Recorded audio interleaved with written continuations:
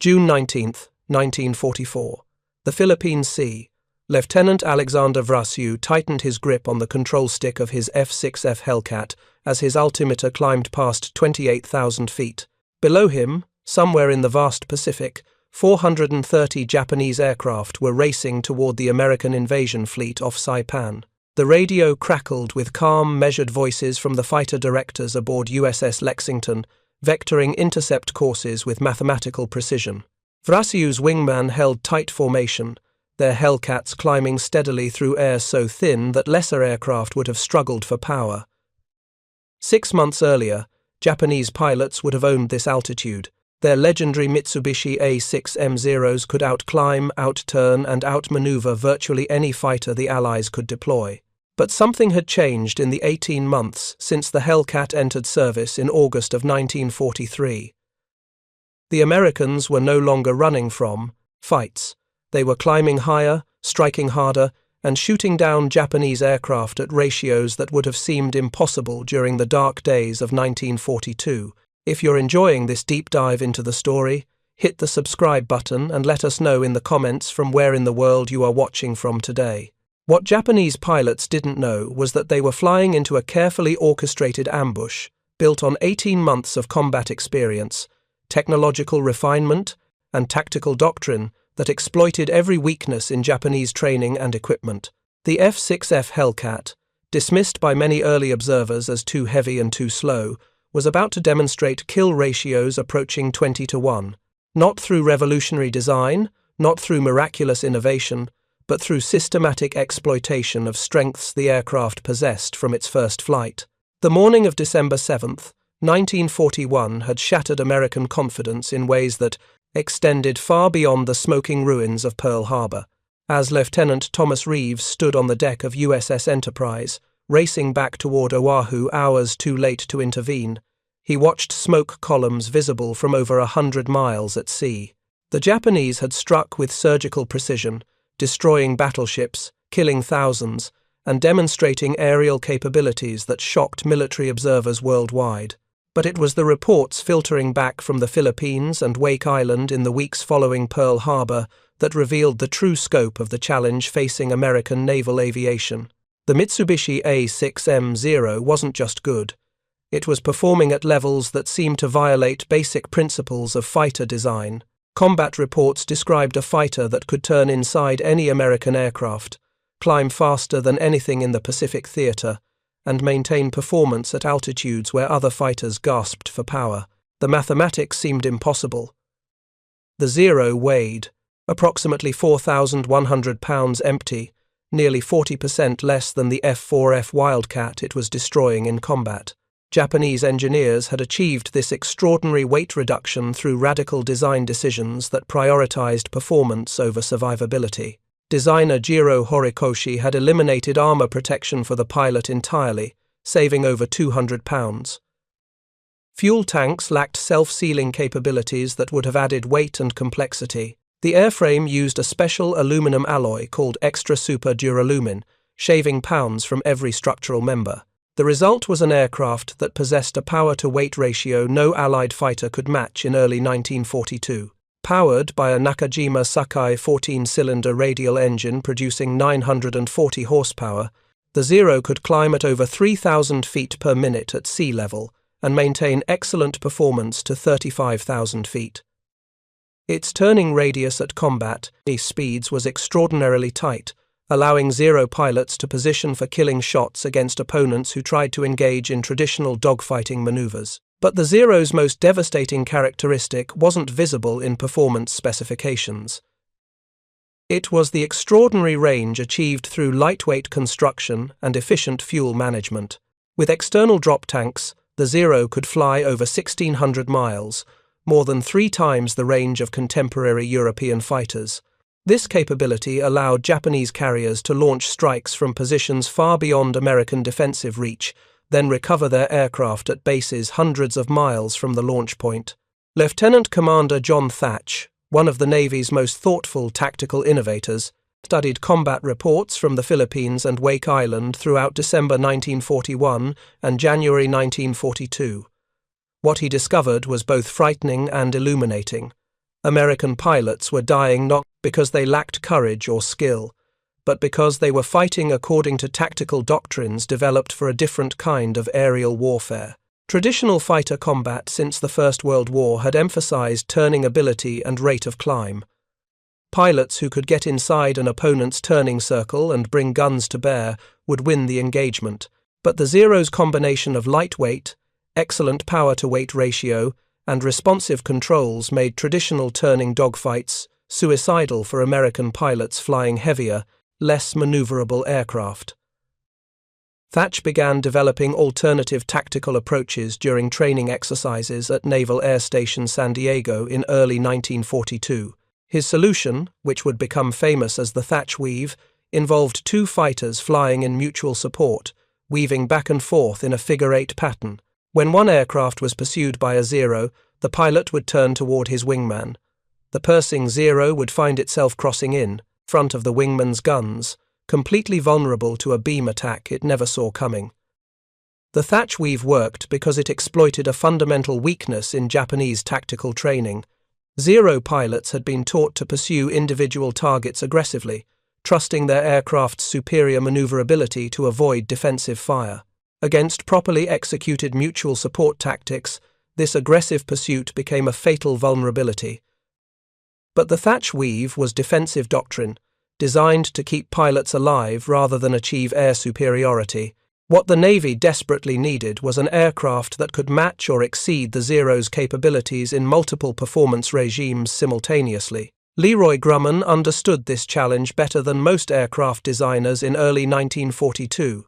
His company, Grumman Aircraft Engineering Corporation, had built the F6F Wildcat that was currently taking terrible losses against Zeros across the Pacific. The Wildcat was rugged and reliable, beloved by pilots for its durability and effective armament. But it was fundamentally outclassed by the Zero in speed, climb rate, and maneuverability. Grumman needed to design something entirely different. On April 22, 1942, Lieutenant Commander Edward Henry Butch O'Hare toured the Grumman facility in Bethpage, Long Island. O'Hare had recently become America's first ace of the war after shooting down 5 Japanese bombers during a single engagement near Rabaul. He carried direct combat experience fighting Zeros and intimate knowledge of exactly what American pilots needed to survive and win in the Pacific theater. Grumman's chief designers, including Jake Swerbel and Bill Schwendler, questioned O'Hare intensively about Zero capabilities and tactical characteristics. What altitude did Japanese fighters prefer for combat? How did Zeros perform in high-speed dives? What weaknesses could be exploited? O'Hare's answers would directly influence the final design of what would become the F6F Hellcat. The most important insight O'Hare provided came in response to a question from President Franklin Roosevelt himself during the Medal of Honor ceremony the previous day. Roosevelt had asked O'Hare what was needed in a new naval fighter. O'Hare's response was immediate and unequivocal. Something that would go upstairs faster. Climb rate at altitude would prove to be the key to everything that followed.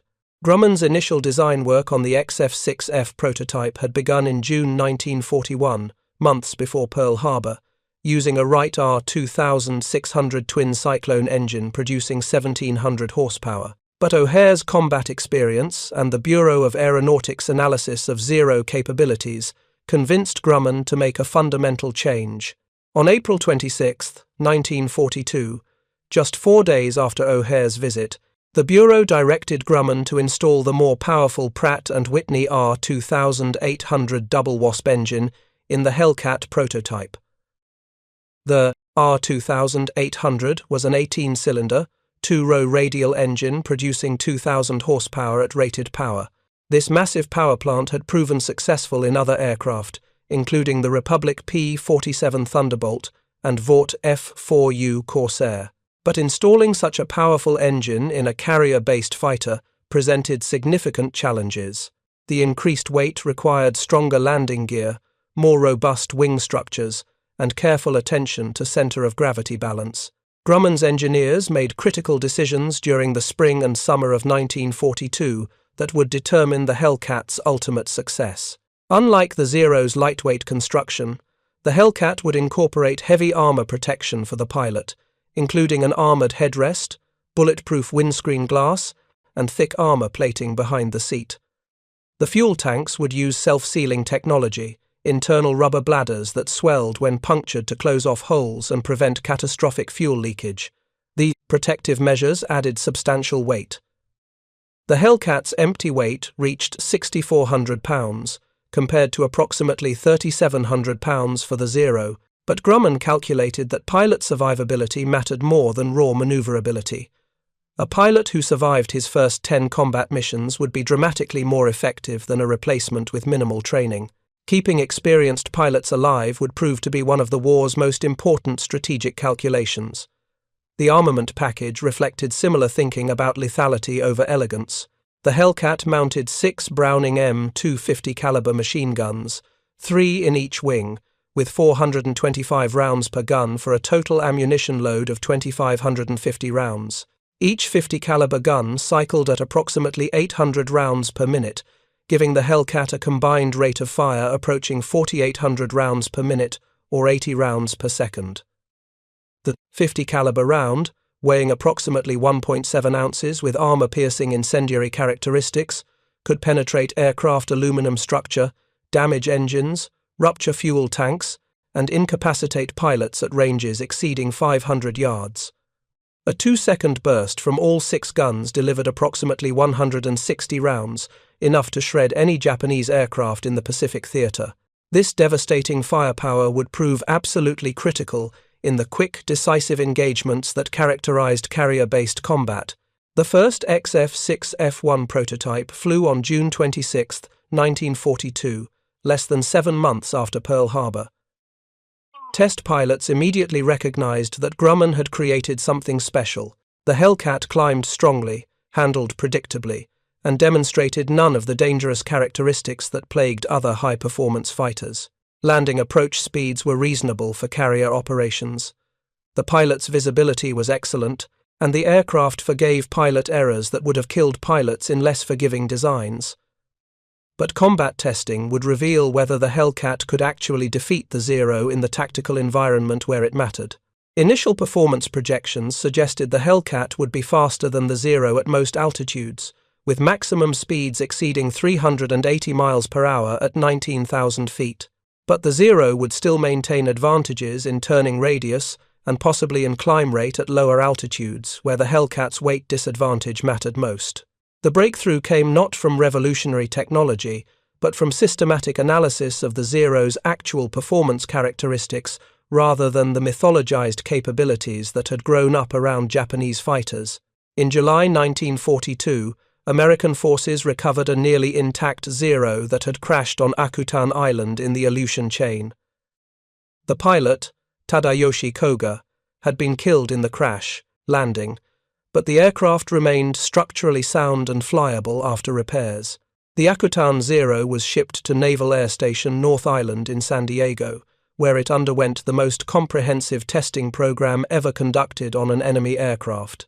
Test pilots flew the Zero through every conceivable maneuver, measuring performance, identifying weaknesses, and developing tactical countermeasures. What they discovered shattered many of the myths that had made the Zero seem invincible. The Zero was indeed extraordinarily maneuverable at low and medium speeds, capable of turning inside any Allied fighter below 250 miles per hour. But at higher speeds, the aircraft's controls became extremely heavy and unresponsive. The ailerons, in particular, required so much force to operate above 300 miles per hour that combat maneuvers became nearly impossible. The Zero could not roll quickly to the right at high speeds, a critical limitation that could be exploited in combat. More importantly, the Zero's lightweight construction became a fatal vulnerability at high speeds. Test pilots discovered that the Zero's maximum dive speed was limited to approximately 350 miles per hour indicated airspeed before structural concerns became critical. Pushing beyond this speed created severe buffeting, control difficulties, and genuine risk of structural failure. The Zero had been designed for agile dogfighting at medium altitudes and moderate speeds, not for the high-speed, high-altitude warfare that American tactics would emphasize. The testing also confirmed what combat reports had suggested about Zero vulnerability to battle damage. The lack of armor protection and non-self-sealing fuel tanks meant that even minor battle damage often proved catastrophic. A single .50 caliber round striking a fuel tank would frequently cause an explosion or uncontrollable fire. Japanese pilots referred to their aircraft as flying Zippo lighters, acknowledging the horrifying tendency of Zeros to burst into flames when hit. These discoveries transformed American tactical thinking throughout the second half of 1942. The Zero wasn't invincible. It was a specialized tool optimized for specific combat conditions. Fighting outside those conditions, exploiting the Zero's high-speed limitations and structural fragility, would allow properly equipped and trained American pilots to reverse the kill ratios that had favored Japanese forces since Pearl Harbor. By January 1943, the first operational Hellcat squadron, VF9, was conducting final training aboard USS Essex before deploying to the Pacific. The pilots knew they were flying an aircraft that outweighed the Zero by nearly 3,000 pounds when fully loaded. Many remained skeptical that such a heavy fighter could compete effectively against the legendary Japanese aircraft. But their instructors emphasized that the Hellcat possessed critical advantages that mattered more than raw maneuverability. The Hellcat was faster than the Zero at all altitudes, with a speed advantage approaching 50 to 70 miles per hour depending on altitude. This speed differential meant Hellcat pilots could disengage from unfavorable combat situations by diving away, building speed the Zero could not match, then climbing back to altitude using superior power-to-weight ratio at high altitude, where the R-2800's supercharger maintained full power. The Hellcat's diving performance exceeded the Zero's capabilities by a wide margin. American pilots could push their aircraft to speeds approaching 450 miles per hour in extended dives, without encountering the control problems and structural limitations that plagued Zeros above 350 miles per hour. This diving advantage would become absolutely fundamental to Hellcat tactics, allowing American pilots to strike from superior altitude, deliver devastating fire, and escape before Japanese fighters could respond effectively. Most importantly, the Hellcat excelled at high altitude, where thin air robbed naturally aspirated engines of power. The R-2800's two-stage supercharger maintained rated power output to approximately 20,000 feet, far exceeding the Zero's critical altitude. At 25,000 feet and above, the Hellcat enjoyed overwhelming advantages in speed, climb rate, and maneuverability. Japanese fighters attempting to engage at these altitudes found themselves completely outmatched by Hellcats that could climb, dive, and accelerate with authority. The first combat deployment of Hellcats came in August 1943 during operations against Marcus Island. VF9 flying from USS Essex executed a textbook strike, encountering limited opposition, but demonstrating that the aircraft could operate effectively from carrier decks under combat conditions. The pilots returned enthusiastic about the Hellcat's handling, characteristics, and combat potential. But the real test came on November 23, 1943, during operations over Tarawa in the Gilbert Islands. A force of approximately 90 Hellcats from multiple squadrons engaged Japanese Zero fighters defending the atoll in the first large-scale air battle involving the new American fighter. The results stunned observers on both sides. American pilots shot down 30 Zeros while losing only one Hellcat in air-to-air combat, achieving a kill ratio of 30-1. Lieutenant John L. Worth of VF2 described the engagement in his after-action report. "We maintained altitude advantage throughout the engagement, diving on Zeros attempting to climb toward the bomber stream. The Japanese pilots appeared confused by our tactics, expecting traditional turning dogfights. Instead, we struck from above at high speed, fired short bursts, and climbed away before they could respond. The Zeros that attempted to follow us in zoom climbs stalled out below us, completely vulnerable to follow-up attacks." The Tarawa engagement validated everything Grumman's designers and American tactical instructors had been teaching. Hellcat pilots, who maintained discipline, used their altitude advantage, and refused to be drawn into slow-speed turning fights, dominated Japanese fighters that had ruled Pacific skies for 2 years. The aircraft that skeptics had called too heavy and too slow was systematically destroying the legendary Zero through superior tactics built on genuine performance advantages. Throughout late 1943 and into 1944, Hellcat squadrons refined their tactical doctrine through repeated combat engagements across the Central Pacific. The pattern became consistent and devastatingly effective. American carriers would launch fighters to climb to 28,000 to 30,000 feet before reaching the combat area. Fighter directors aboard carriers would use radar to detect incoming Japanese raids at long range, then vector Hellcat divisions into optimal intercept positions with altitude advantage. When Japanese formations appeared, Hellcat leaders would assess the tactical situation from above, identifying the most vulnerable enemy aircraft and planning coordinated attacks. The strike would begin with multiple divisions rolling inverted nearly simultaneously, pulling into steep dives that pointed their noses at angles between 45 and 60 degrees toward the target. The Hellcats would accelerate rapidly, reaching speeds between 400 and 450 miles per hour as they closed on Japanese fighters that never saw death approaching from directly above. The firing pass would last between 2 and 4 seconds. 650 caliber machine guns converging their fire created a cone of destruction that no Japanese aircraft could survive.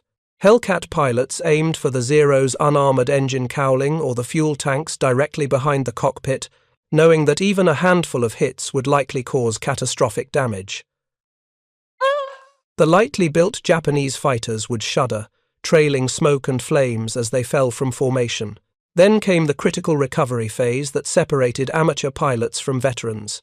Instead of continuing the dive or attempting to turn and fight at the Zero's altitude, Hellcat pilots would pull back firmly on the control stick, generating 4 to 5 G-forces that compressed their bodies into their seats and narrowed vision to a tunnel.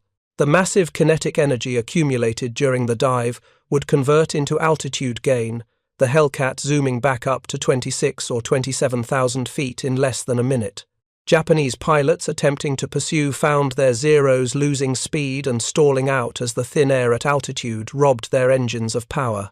The Hellcats would be back at fighting altitude, ready to repeat the process, while Zeros struggled to climb through air too thin to support. Aggressive maneuvering. This tactical cycle, dive, strike, zoom climb, reposition, could continue until ammunition or fuel was exhausted, with American pilots controlling every aspect of the engagement.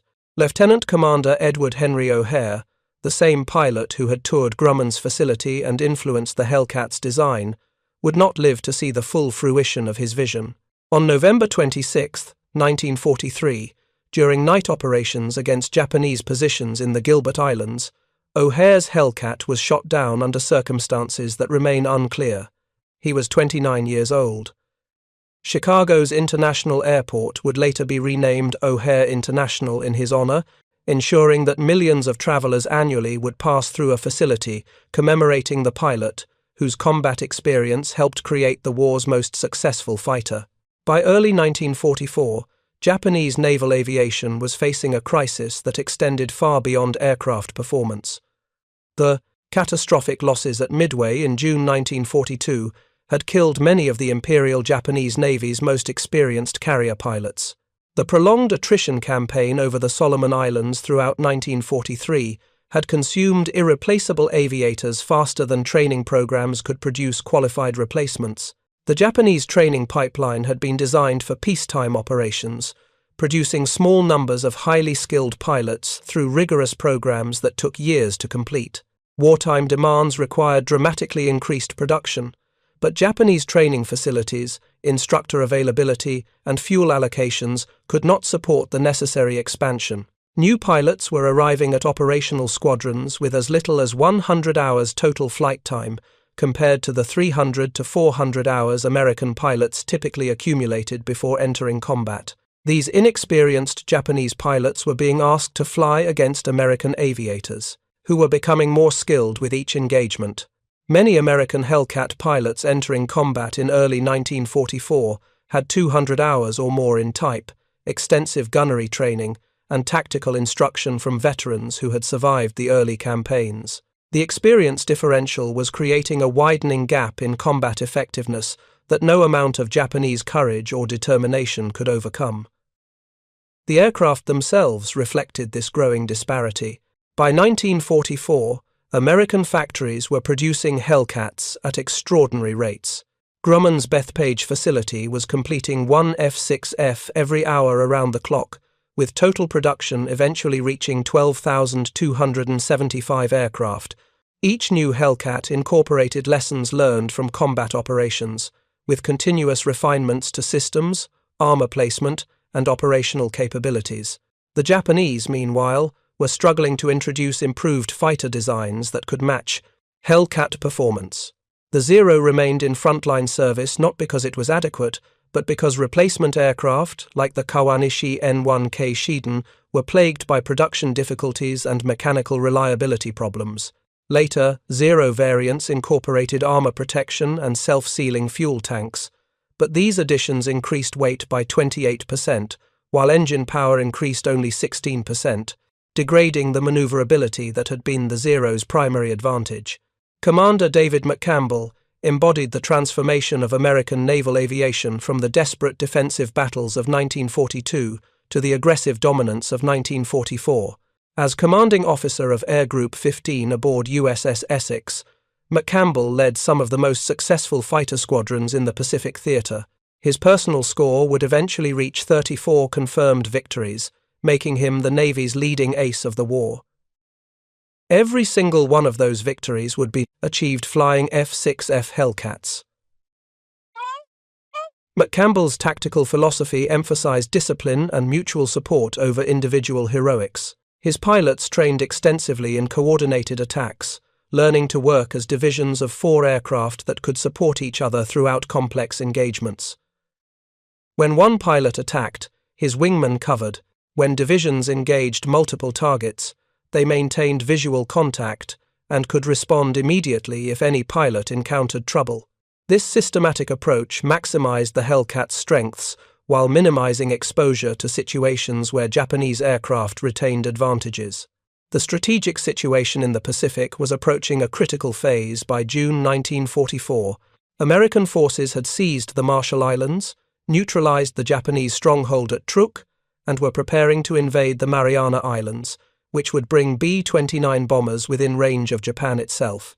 The Japanese High Command recognized that losing the Marianas would be serious, catastrophic, potentially decisive for the entire war. Admiral Soemu Toyoda, commander of the combined fleet, issued orders that committed the Imperial Japanese Navy to a decisive battle. The fate of the empire rests on this one battle. Vice Admiral Jisaburo Ozawa assembled the mobile fleet for what Japanese planners hoped would be the long-awaited Kantai Kessen, the decisive fleet engagement that would destroy American naval power in a single stroke. Ozawa commanded 5 fleet carriers and 4 light carriers, supported by battleships including the massive Yamato and Musashi, heavy cruisers, and destroyers. His air groups included approximately 430 carrier-based aircraft, plus an additional 300 land-based aircraft positioned on airfields throughout the Marianas. Ozawa's tactical plan exploited the one remaining advantage Japanese forces retained: aircraft range. Zero fighters and Japanese dive bombers could attack from distances approaching 300 miles, whereas American aircraft typically operated within 200 to 250 miles of their carriers. Ozawa intended to position his fleet beyond American striking range, launch massive coordinated strikes that would overwhelm American defenses, then recover his aircraft at Mariana airfields, where they would refuel and rearm before attacking the American fleet again during their return flights. The plan appeared sound on paper, assuming that Japanese pilots could successfully navigate complex multi-phase operations and that Mariana airfields would remain operational throughout the battle. Neither assumption would prove correct. American submarines had been shadowing Ozawa's fleet for days, reporting composition, heading, and speed to Admiral Raymond Spruance commanding the 5th Fleet and Vice Admiral Mark Mitcher commanding Task Force 58.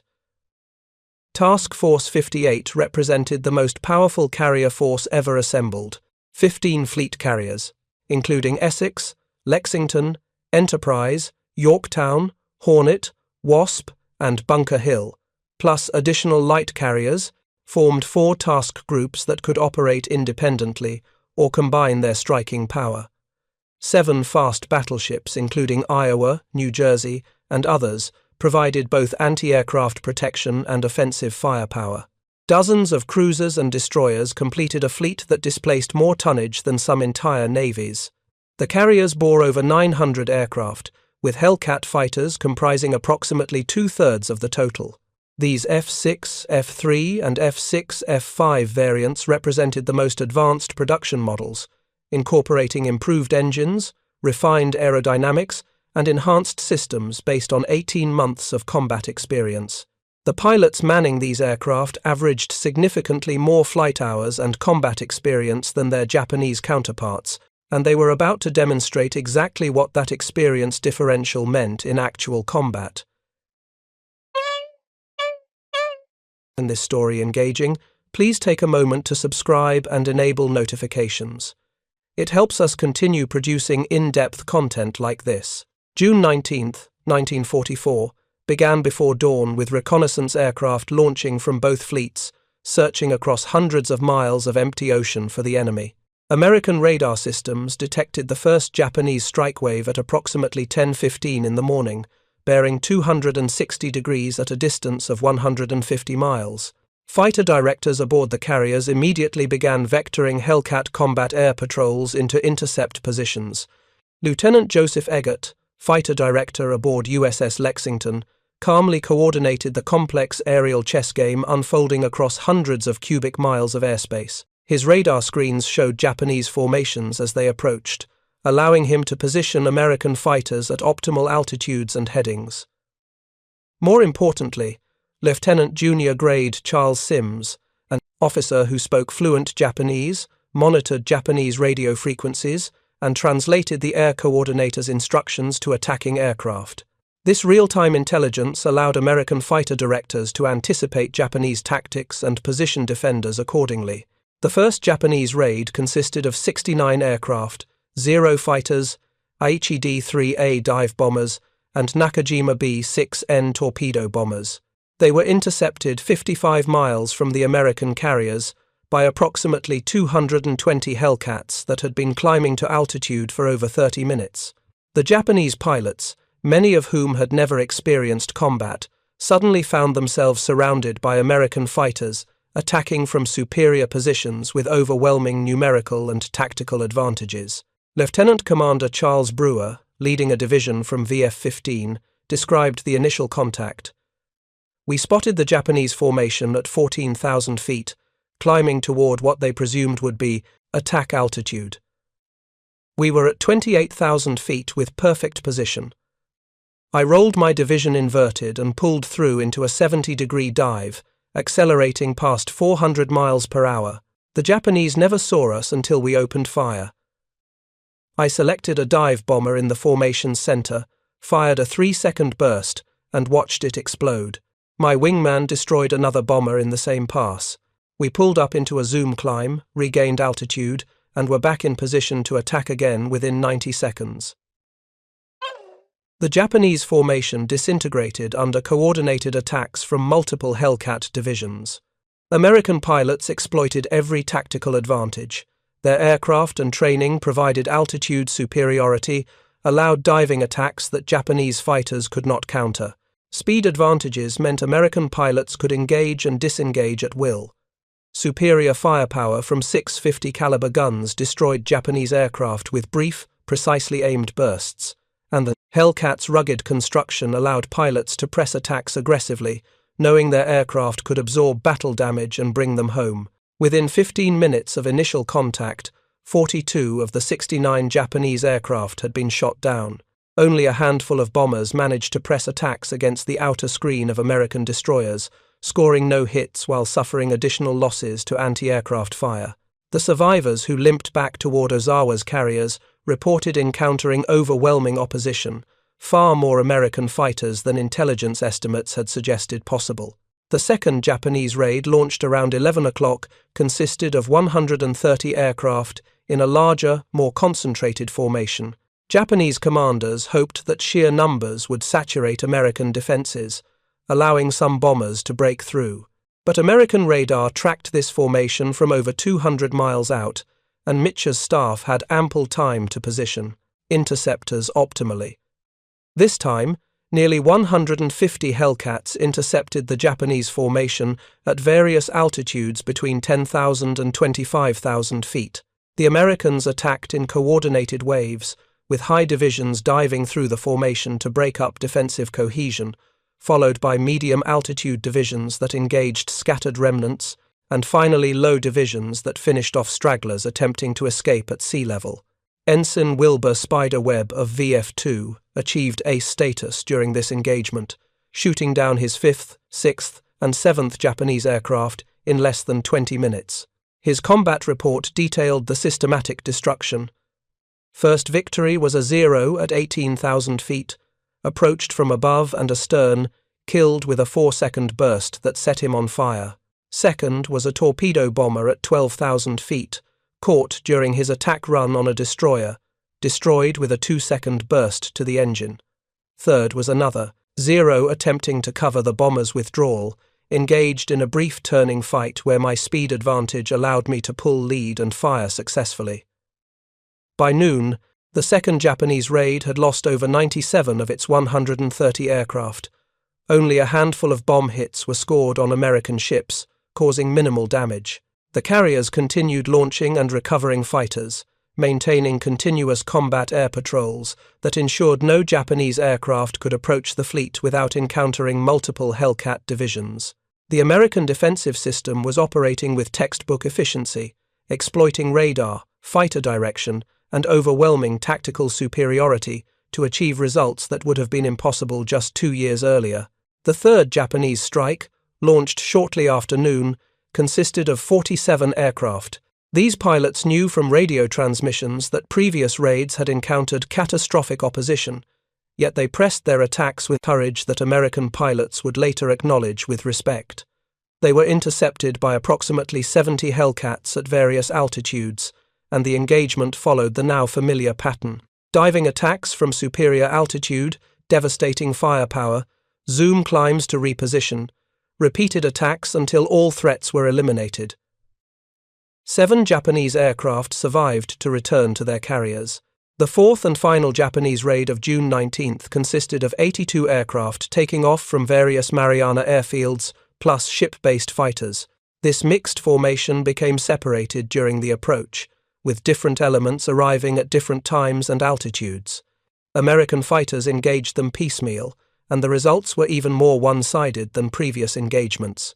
49 Japanese aircraft were shot down, with the remainder scattered and unable to coordinate effective attacks. Lieutenant Junior Grade Alexander Vrasiu achieved legendary status during the engagement, shooting down 6 Japanese aircraft in approximately 8 minutes. His gun camera footage, later analyzed by training squadrons, showed textbook gunnery technique, short, precise bursts, fired from optimal firing positions that destroyed targets with minimal ammunition expenditure.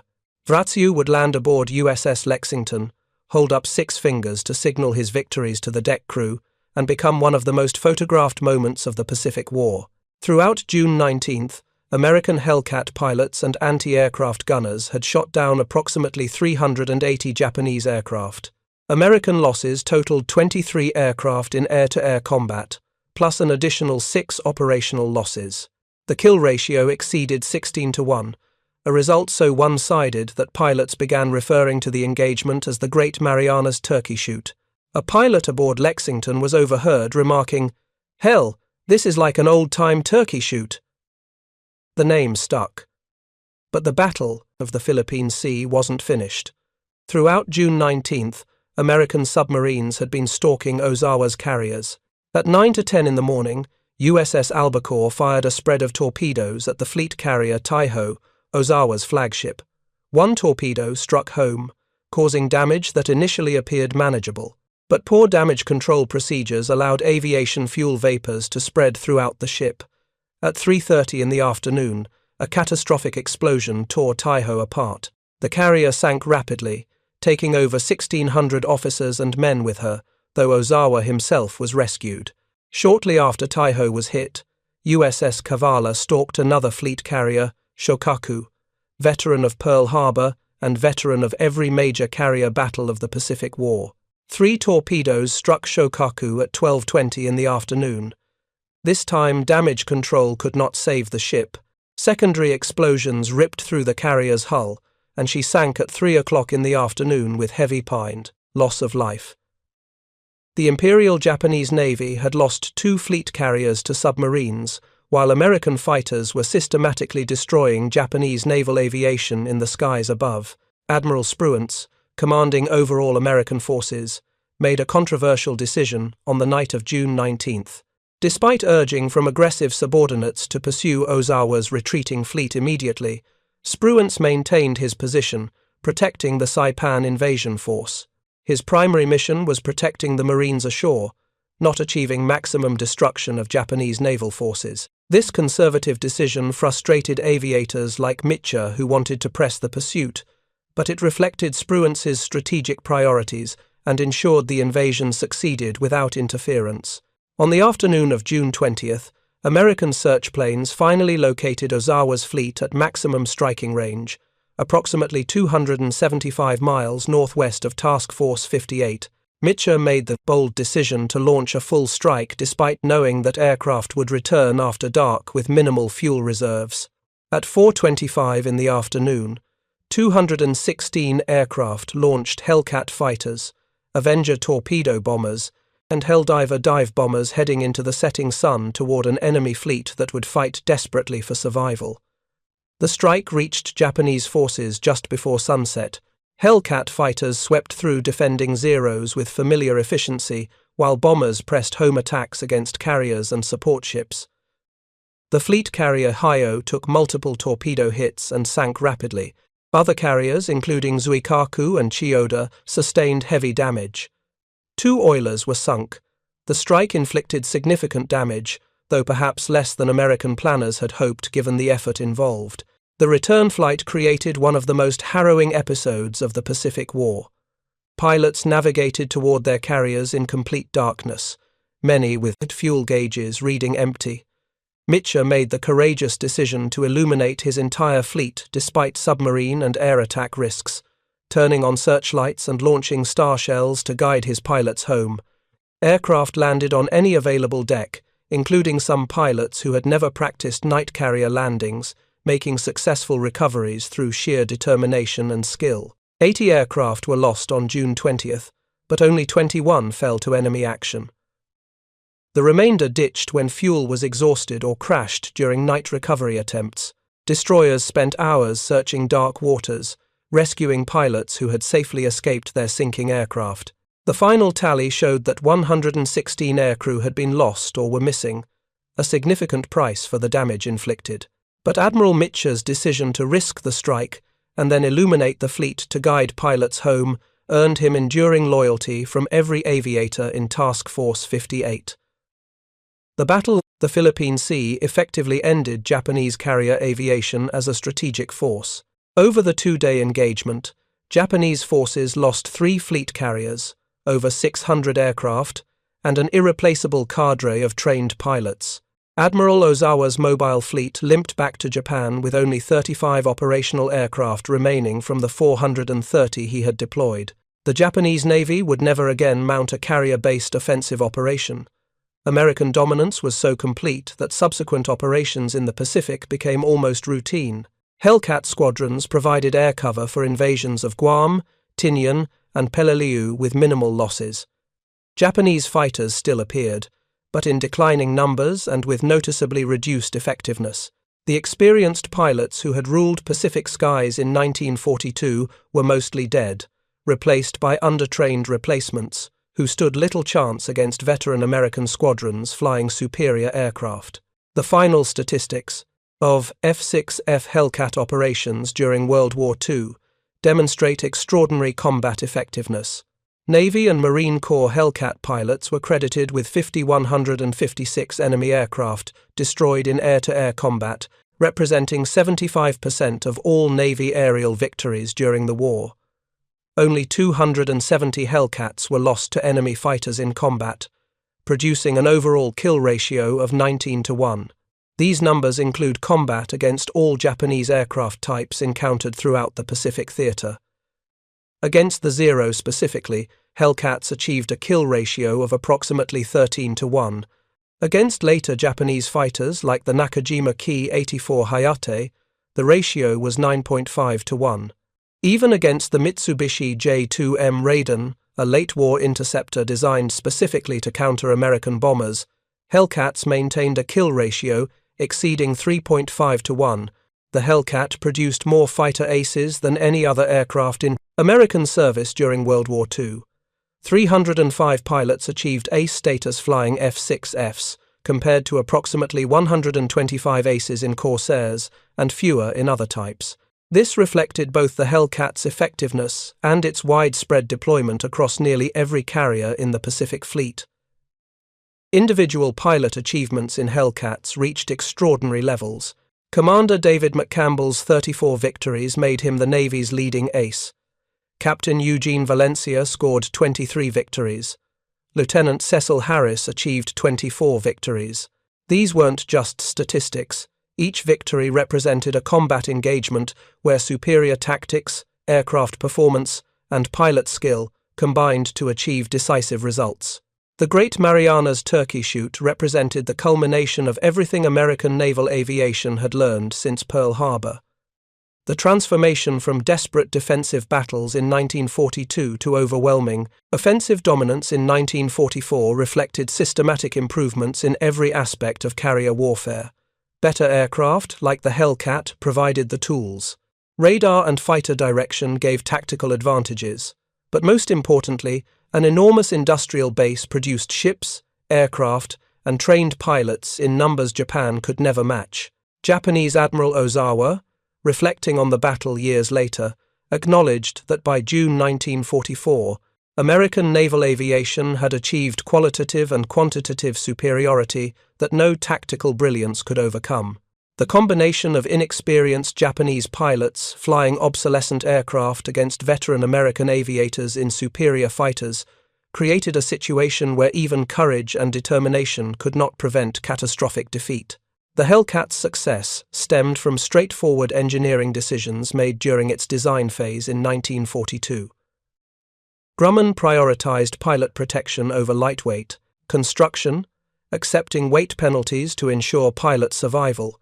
The company installed the most powerful engine available, giving the aircraft performance advantages at high altitude where tactical doctrine would exploit them.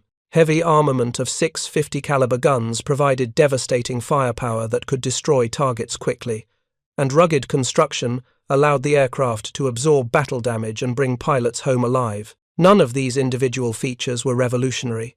British fighters had armor protection, German fighters had powerful engines, American bombers had heavy machine gun armament.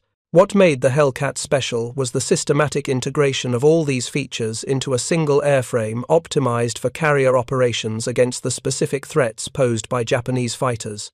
The aircraft was designed not to excel in any single performance metric, but to be good enough in enough different areas that pilots following proper tactics would dominate opponents, regardless of circumstances. The psychological impact on Japanese pilots cannot be overstated. Throughout the first year of the Pacific War, Zero pilots had engaged American fighters with confidence bordering on arrogance, knowing their aircraft's superior maneuverability would allow them to dictate combat conditions. By mid-1944, that confidence had evaporated. Japanese pilots encountered Hellcats with increasing dread, knowing that American fighters controlled altitude, speed, and tactical initiative. Post-war interviews with surviving Japanese pilots revealed the extent of this psychological shift. Former Zero ace Saburo Sakai, who survived being shot down multiple times and lived to 1991, described encounters with Hellcats as fundamentally different from earlier combat. American pilots no longer made mistakes. They maintained discipline, refused to be drawn into turning fights, and exploited their aircraft's strengths with systematic precision. Sakai acknowledged that by 1944, American naval aviation had achieved a level of tactical and technical superiority that made Japanese resistance increasingly futile. The Hellcats' operational record extended beyond air superiority missions. Later variants carried bombs, rockets, and specialized equipment for night fighting and photo reconnaissance. F6F Newton's night fighters, equipped with radar, scored numerous victories against Japanese aircraft attempting night attacks on American forces. Fighter-bomber variants delivered thousands of tons of ordnance against Japanese positions throughout the Pacific, supporting invasions and isolating enemy garrisons. Production efficiency was remarkable. Grumman manufactured 12,275 Hellcats between 1942 and 1945, an average of more than one aircraft per hour around the clock for 30 months. This production rate ensured that every carrier had adequate fighter strength, with replacement aircraft available to make good combat losses. The simple, robust design facilitated rapid production and reduced maintenance requirements, allowing high operational readiness rates, even under harsh Pacific operating conditions. Thank you for watching. For more detailed historical breakdowns, check out the other videos on your screen now, and don't forget to subscribe.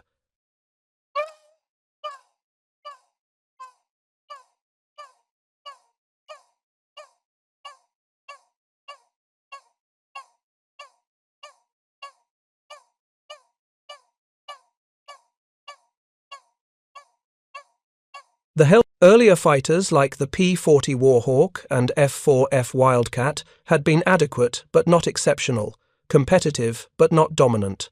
The Hellcat demonstrated what American industry could achieve when given clear requirements, adequate resources, and systematic feedback from combat operations. The aircraft wasn't perfect. It was slower than the Corsair, less glamorous than the Mustang, heavier than the Zero, but it was exactly what the Navy needed, exactly when the Navy needed it. The transformation from the dark days of 1942 to the overwhelming dominance of 1944 happened because America did three things exceptionally well. First, industry produced ships, aircraft, and equipment in quantities that overwhelmed any opponent. Second, training programs produced pilots with sufficient skill and experience to exploit their equipment advantages. Third, tactical doctrine evolved rapidly based on combat experience, ensuring that American forces fought intelligently rather than courageously but ineffectively. The F6F Hellcat's 19-to-1 kill ratio wasn't achieved through revolutionary technology or miraculous innovation. It resulted from systematic exploitation of real performance advantages against opponents whose experience levels declined continuously throughout the war. Japanese pilots in 1942 had been among the world's best, flying an aircraft optimized for their tactical doctrine. American pilots in 1944 were equally skilled, flying an aircraft optimized to counter Japanese strengths while exploiting Japanese weaknesses. The result was as inevitable as it was dramatic. The legacy of the Great Marianas Turkey Shoot extended far beyond June 19th and 20th, 1944. That battle demonstrated conclusively that Japan had lost control of the Pacific skies. Every subsequent amphibious operation would benefit from overwhelming air superiority. American Marines and soldiers could assault defended beaches, knowing that Hellcats overhead would protect them from Japanese air attack. American ships could operate with confidence that enemy aircraft posed manageable rather than existential threats. The strategic implications transformed the Pacific War's final year. With air superiority assured, American forces could accelerate the island-hopping campaign, bypassing some Japanese strongholds while isolating others. B-29 bombers operating from Mariana airfields could strike Japanese cities and industrial centers with increasing impunity. The Japanese home islands came under systematic attack that destroyed industrial capacity and eroded civilian morale. Japanese commanders recognized what had happened but could do little to reverse it. Replacement aircraft designs like the Kawanishi N-1K Shiden showed promise but suffered from production difficulties and mechanical reliability problems.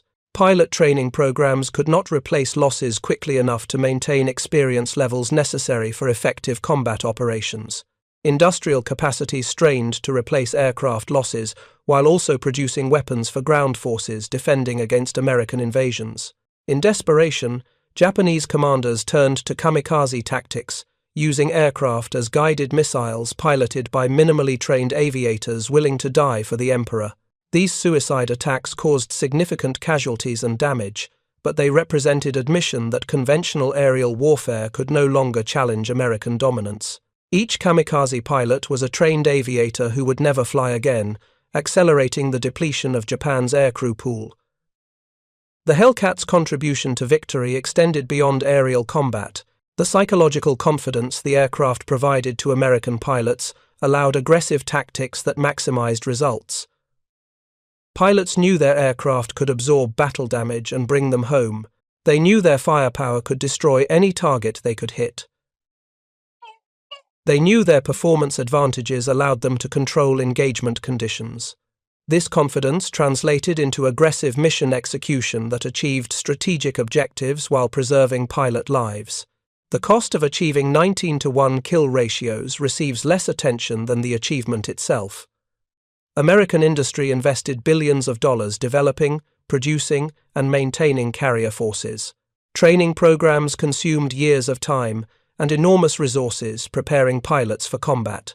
The logistical tail supporting carrier operations included hundreds of ships, tens of thousands of personnel, and complex supply chains spanning thousands of miles.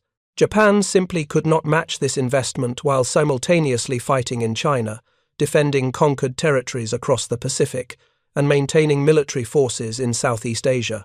The F6F Hellcat became obsolete quickly after World War II ended. Jet fighters like the F9F Panther and F2H Banshee offered performance that propeller-driven aircraft could not match. But during the critical years from 1943 through 1945, when the Pacific War's outcome hung in balance, the Hellcat was exactly the right aircraft flown by exactly the right pilots employing exactly the right tactics. The result was air superiority so complete that Japanese naval aviation never recovered. When Lieutenant Alexander Vrasiu held up 6 fingers on USS Lexington's flight deck after the Great Marianas Turkey shoot, he wasn't just celebrating personal achievement. He was demonstrating what American pilots and American industry had accomplished together. The Zero's era of dominance had ended not through single dramatic innovations, but through systematic exploitation of real advantages gained through better design decisions, superior training, and tactical doctrine that played to genuine strengths while avoiding opponents' remaining capabilities. The 19-to-1 kill ratio achieved by F6F Hellcats represented the culmination of this systematic approach. Japanese pilots never expected American fighters to dominate so completely because they remembered the desperate battles of 1942 when Zeros ruled Pacific skies. But war is dynamic, and the side that adapts most effectively to changing conditions ultimately prevails. American naval aviation adapted. The Hellcat was the instrument through which that adaptation achieved victory. Thank you for watching. For more detailed historical breakdowns, check out the other videos on your screen now, and don't forget to subscribe.